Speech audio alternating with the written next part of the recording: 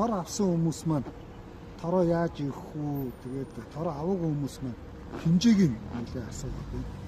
Тэгэхээр Америкийн гэр брэндийн Америкт үйлдвэрлэдэг энэ торыг яаж ирэх үү?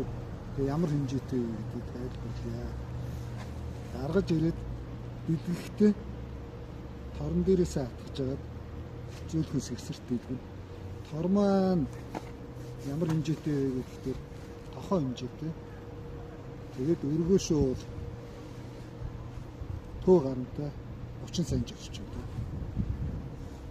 Ийм хэмжээтэй байгаа. Ямар ч том зэвэг хандраг багчих хэмжээтэй ийм тор. Эвхэхтэй торныхон 3/1 дээр нууглаад тэгээд шахаж түлхэх эргүүдэх мөртлөө мөшгөх мөртлөө шахаж түлхэж хураан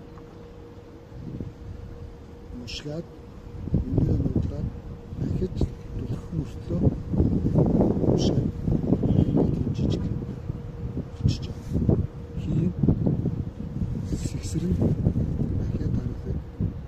3/1 дахиад түлхэхдээ ийм маш хөнгөн авсаархан